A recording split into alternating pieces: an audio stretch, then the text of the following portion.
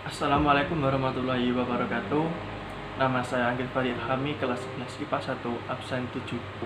Di video kali ini, saya akan membahas salah satu bab bahasa Indonesia kelas 11, yaitu bermain drama. Apa sih yang akan kita bahas pada bab kali ini?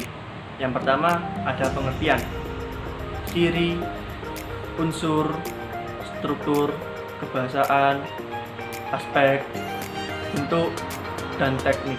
Yang pertama yaitu pengertian.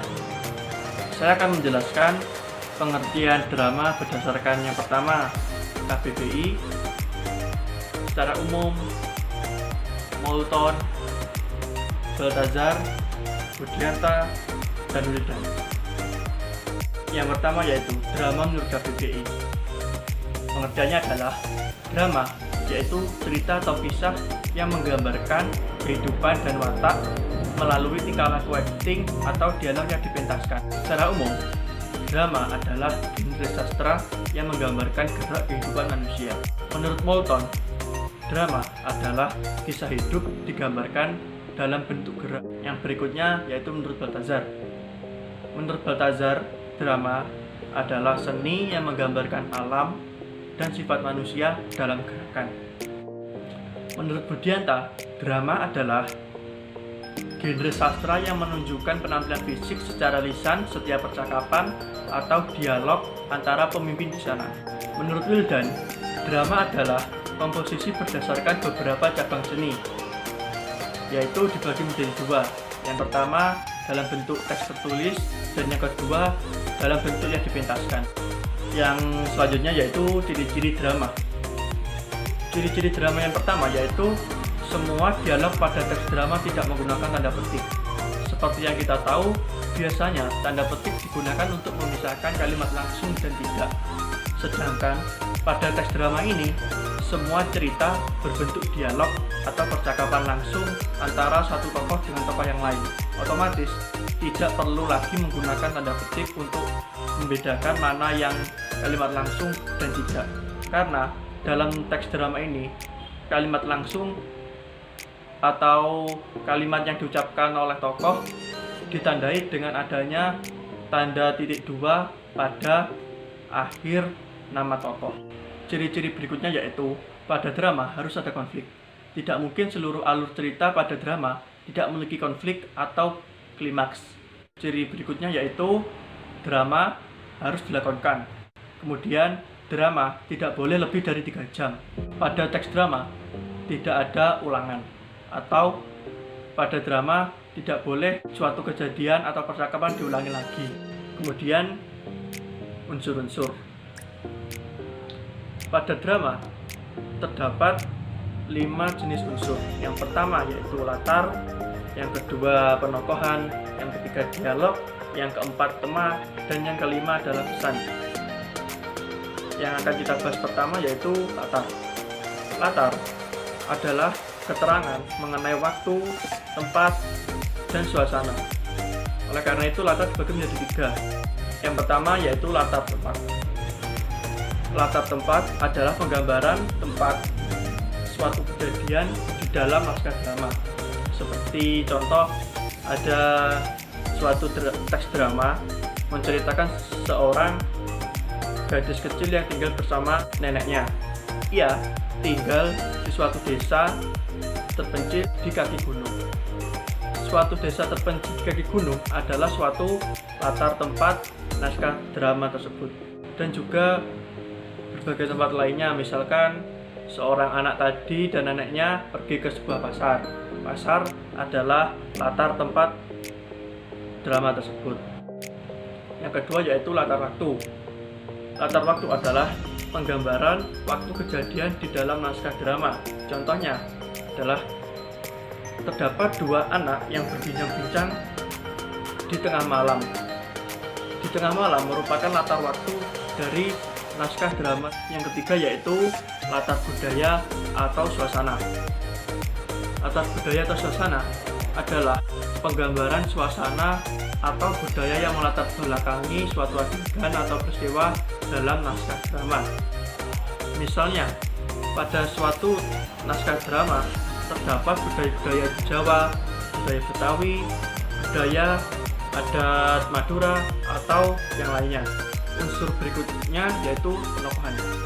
Penokohan dibagi menjadi 5. Yang pertama gagal atau badut, yang kedua idaman, yang ketiga statis, dan yang terakhir berkembang. Kita akan membahas satu persatu. Yang pertama yaitu tokoh gagal atau tokoh badut. Tokoh ini memiliki pendirian yang bertolak belakang dengan tokoh utama. Contohnya yaitu di suatu hutan terdapat kancil. Kancil memiliki tujuan atau pendirian untuk menyatukan seluruh hewan yang ada di hutan. Sedangkan singa memiliki pendirian atau tujuan untuk memecah belah seluruh hewan agar bertengkar satu sama lain. Yang kedua yaitu tokoh idaman. Tokoh ini berperan sebagai pahlawan dengan karakternya yang gagah, berkeadilan, dan terpuji. Contohnya, pada suatu kerajaan terdapat pangeran yang memiliki karakter gagah, berani, dan menjadi pahlawan untuk kerajaannya tersebut. Yang berikutnya adalah tokoh statis. Tokoh statis ini adalah tokoh yang berperan tetap dari awal cerita hingga akhir cerita. Contohnya, pada suatu cerita, tokoh A berperan sebagai orang miskin. Sampai akhir cerita, tokoh A tersebut atau si A tersebut tetap menjadi orang miskin, tidak berubah-ubah. Yang terakhir yaitu tokoh berkembang.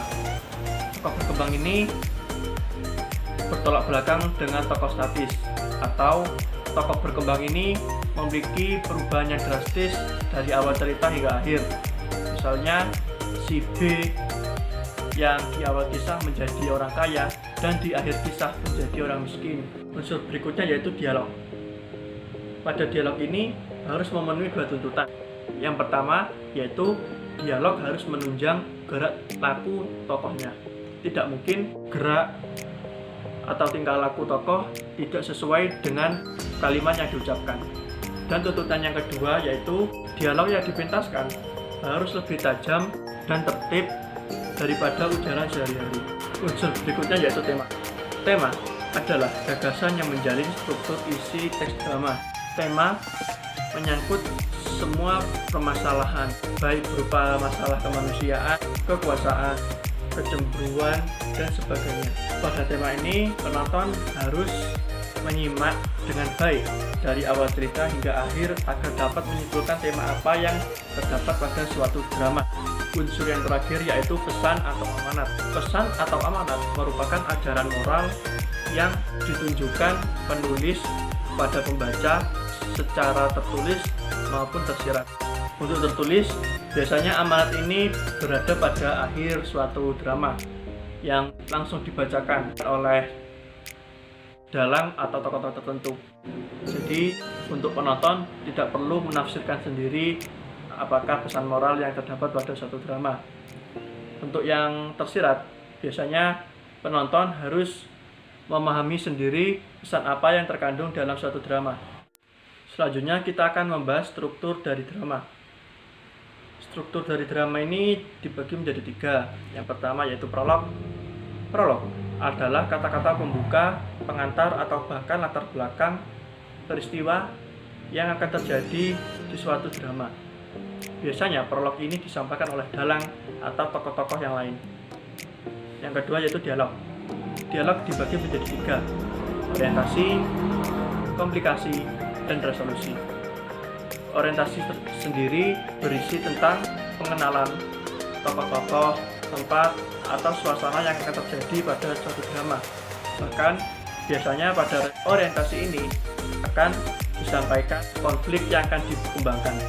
Bahkan pada orientasi ini biasanya terdapat bayangan-bayangan resolusi yang akan terjadi.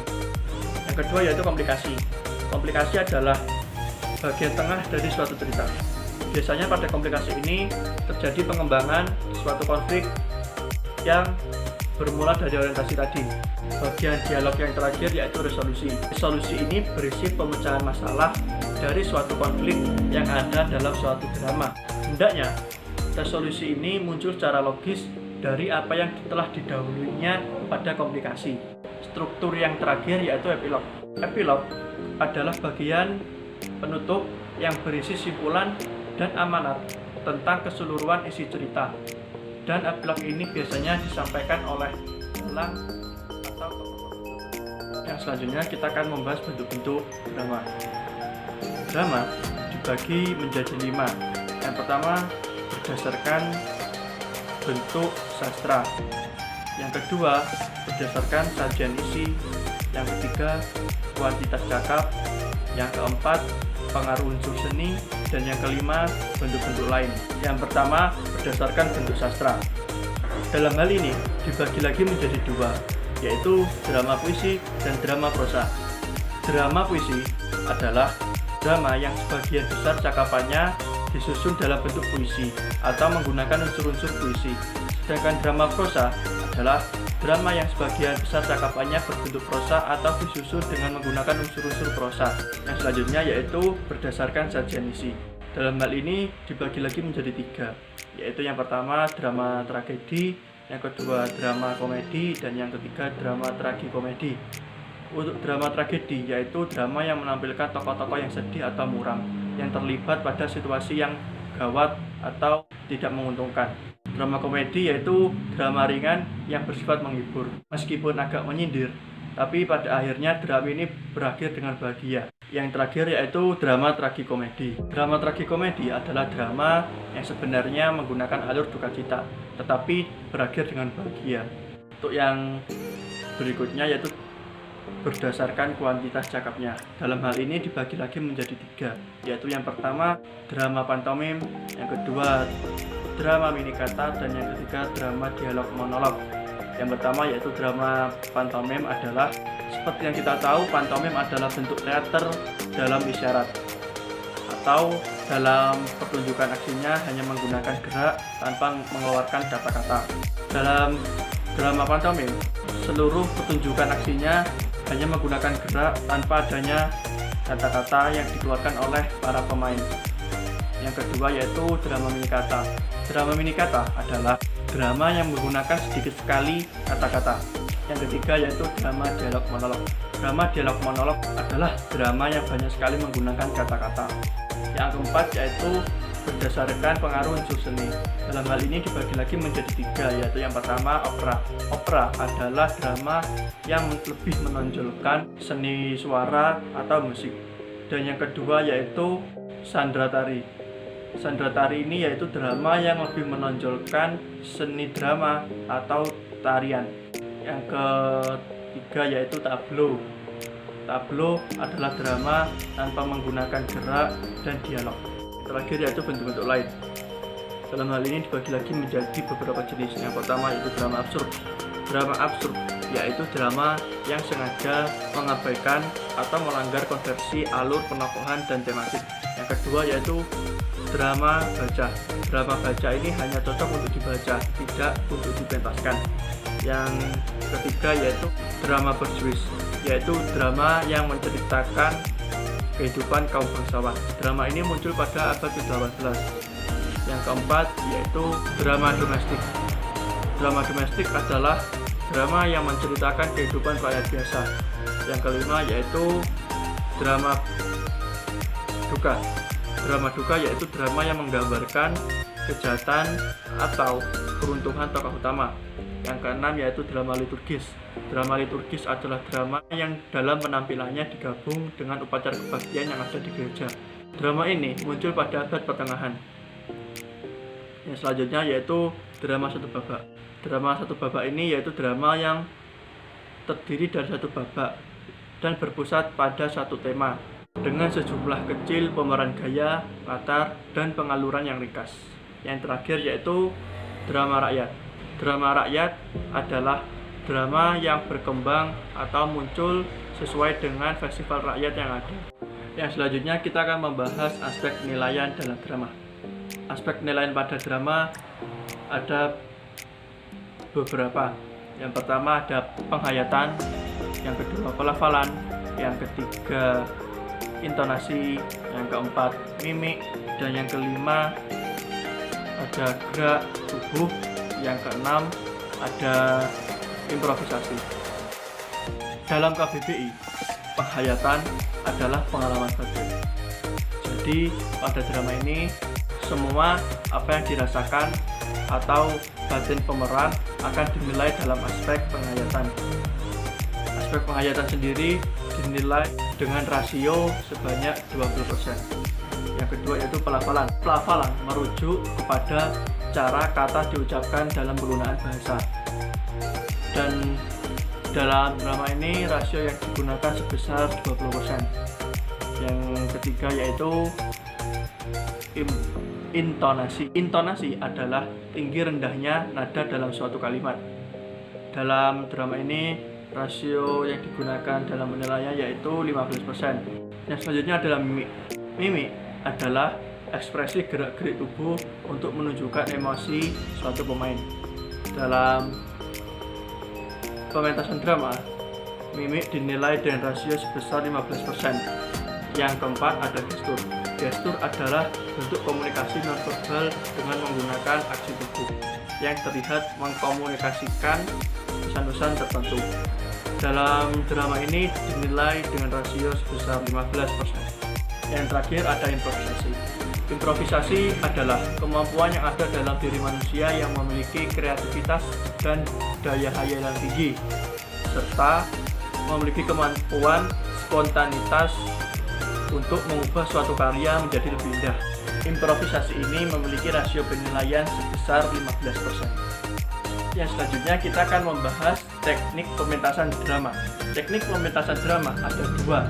Yang pertama yaitu dengan memahami naskah dan karakter tokoh yang akan kita perankan, yakni melalui dialog-dialognya atau petunjuk langsung yang dinyatakan oleh pengarang. Yang kedua yaitu dengan memperhatikan beberapa aspek. Aspek yang pertama yaitu lafal. Lafal adalah cara seseorang untuk mengucapkan suatu kata atau bunyi bahasa. Aspek ini sangat penting guna kejelasan makna suatu kata. Yang kedua yaitu intonasi. Intonasi adalah naik turunnya lagu sebuah kalimat.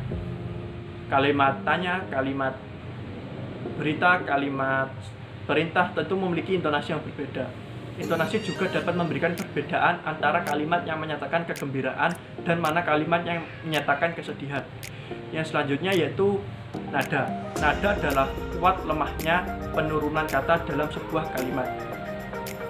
Kata yang akan kita perjelas tentu memiliki tekanan yang lebih tinggi daripada kata yang lainnya. Yang selanjutnya yaitu mimik. Mimik adalah raut muka atau ekspresi yang memberikan emosi kepada seseorang. Misalnya yaitu raut muka orang yang sedih dan raut muka orang yang gembira. Yang terakhir yaitu gerak-gerik. Gerak-gerik adalah gerakan tubuh yang memberikan maksud tertentu, seperti gerak-gerik orang yang sedang bermain, orang yang menggigit jari, dan sebagainya. Yang terakhir kita akan membahas ciri kebahasaan teks drama. Ciri kebahasaan teks drama ada 4. Yang pertama yaitu menggunakan kata yang menunjukkan urutan waktu atau biasa disebut konjungsi kronologis. Contohnya adalah setelah itu, sebelum, mula-mula, dan sebagainya. Yang kedua yaitu menggunakan kata-kata kerja yang menunjukkan peristiwa yang sedang terjadi, seperti menyerahkan, beristirahat, menobatkan, dan sebagainya. Yang ketiga yaitu menggunakan kata-kata kerja yang menunjukkan sesuatu yang dirasakan oleh seseorang, seperti mendambakan, menginginkan, memimpikan, merasakan, dan sebagainya. Yang terakhir yaitu menggunakan kata sifat yang menggambarkan tokoh, tempat, atau suasana, seperti kuat, lemah, lembut, luas, baik, dan